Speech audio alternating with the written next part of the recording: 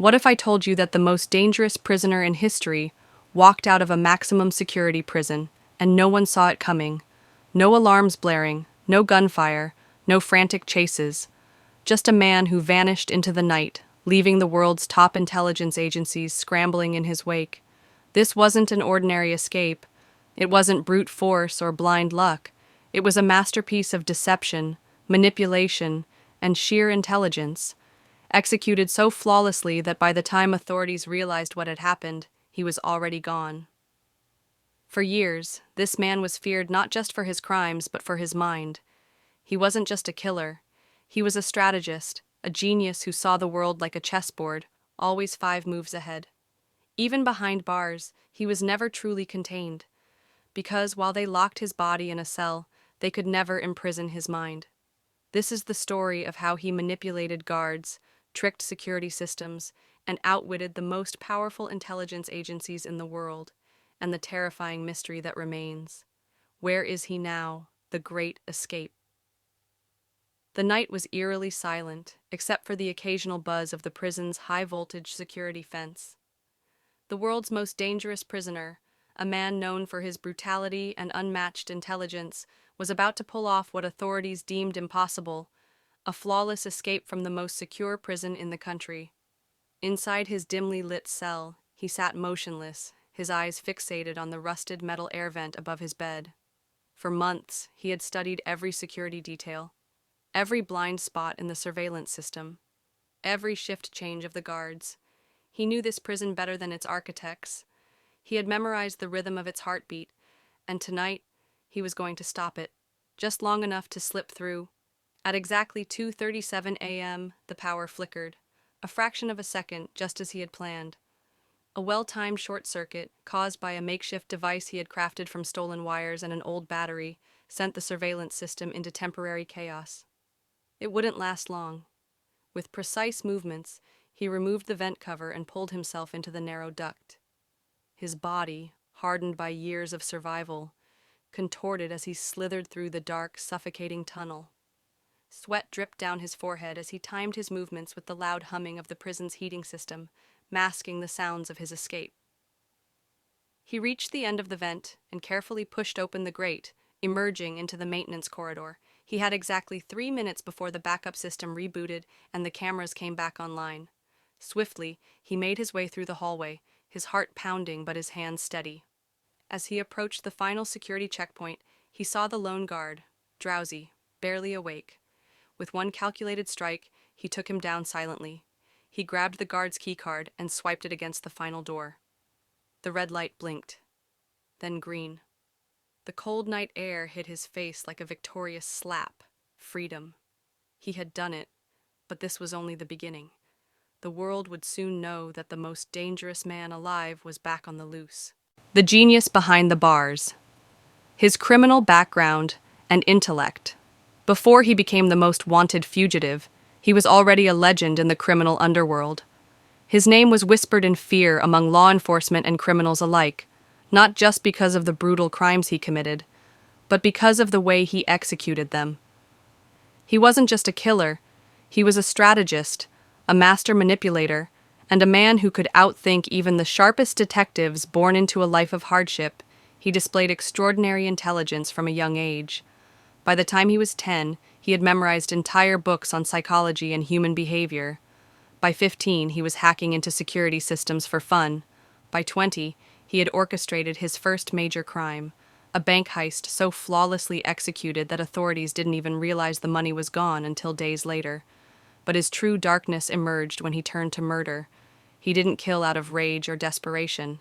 He did it methodically, as if it were a game of chess where every move had to be perfectly planned. He left no evidence, no fingerprints, no DNA. He was always 3 steps ahead of the police, taunting them with cryptic messages and misleading clues. For years, he remained untouchable, until one mistake led to his capture. A single miscalculation. A minor slip-up that placed him at the scene of a high-profile assassination. It took an elite task force and months of surveillance to finally corner him. Even then, it wasn't a conventional arrest. He let them catch him. Why? That was the question everyone asked. Why would a man so brilliant, so untouchable, allow himself to be taken? Some believed he had grown bored. Others thought he had a bigger plan, one that required him to be inside the very prison meant to contain him. And they were right. From the moment he stepped into his cell, he wasn't thinking about life behind bars. He was already planning his escape. Every conversation, every routine, every guard's shift, he absorbed it all, calculating the perfect moment to strike prison wasn't his punishment. It was just another puzzle, and soon he would solve it. Planning the impossible, how he manipulated guards, security, and intelligence agencies. From the moment he set foot in prison, he wasn't thinking about how to survive. He was thinking about how to leave. Unlike other prisoners who attempted brute force escapes or relied on luck, he knew that true freedom required something far more dangerous: patience, deception, and control. His first target was the guards. He studied them carefully, their habits, their weaknesses, their vices. Some were overworked and careless. Others were corrupt and willing to look the other way for the right price. He learned which guards could be bribed, which ones could be manipulated, and which ones were too disciplined to bother with. Slowly he built trust, appearing cooperative and compliant, never drawing suspicion. He made them believe he was resigned to his fate, just another inmate lost in the system.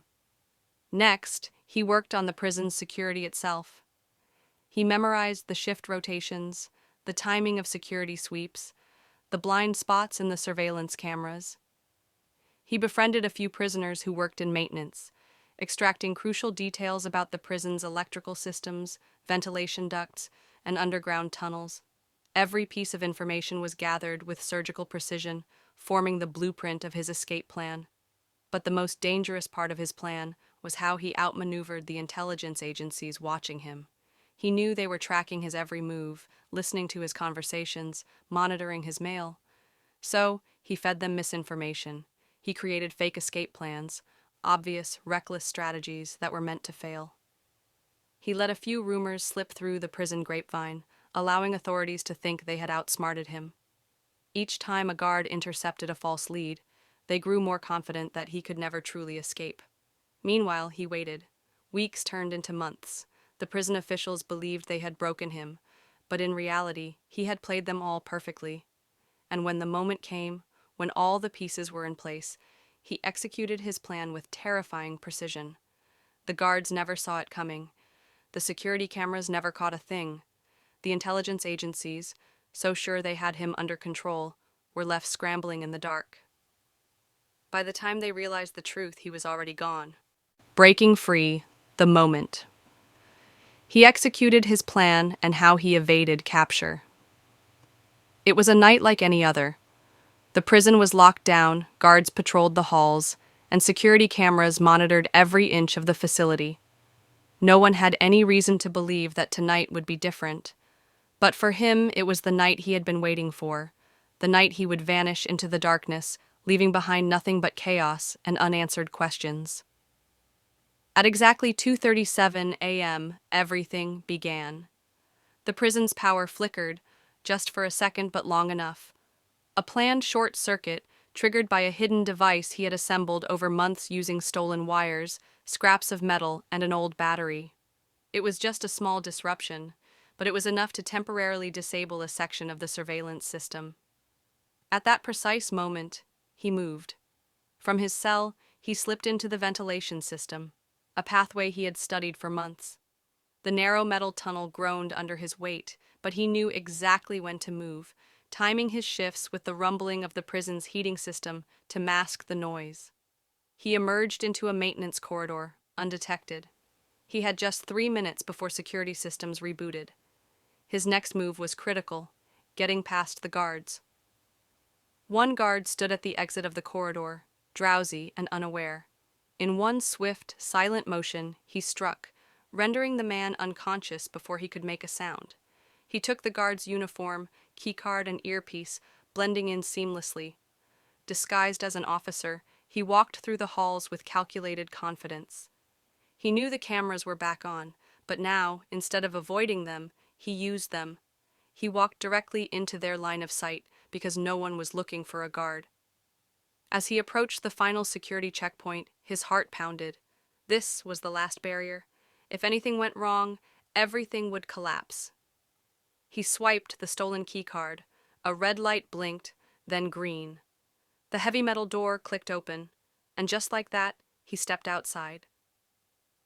The cold night air filled his lungs, but he didn't stop. He moved quickly, slipping into the darkness before the alarm could sound.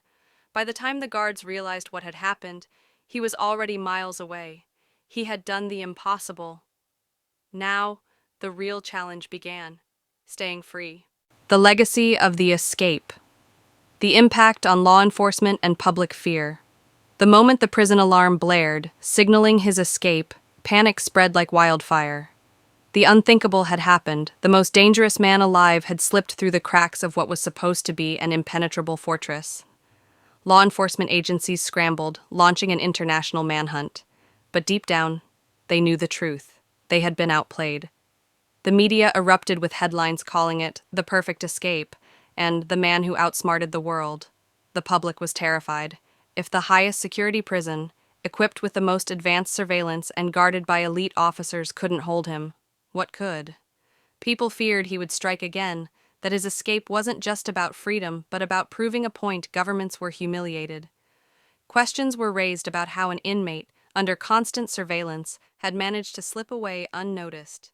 Investigations uncovered shocking failures, corrupt guards, overlooked security gaps, and worst of all, an underestimation of his intelligence. Heads rolled.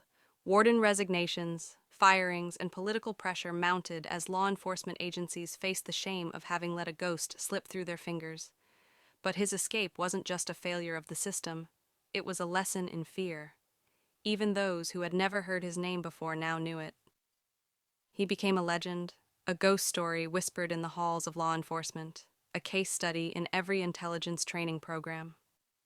How do you catch a man who thinks 5 steps ahead of you? The manhunt stretched across continents. Airports, borders, and even underground criminal networks were monitored. But there was nothing. No credit card traces, no surveillance footage, no informants with useful intel. It was as if he had vanished into thin air. Some believed he had a new identity, living in the shadows, watching the chaos he had created. Others feared he was planning something bigger, something worse. Law enforcement lived in constant paranoia, always waiting for the day he would reappear. And that was his true legacy. Not just his escape, but the terror he left behind. Because the scariest part of his story wasn't how he got out, it was the fact that no one knew where he was or what he was planning next.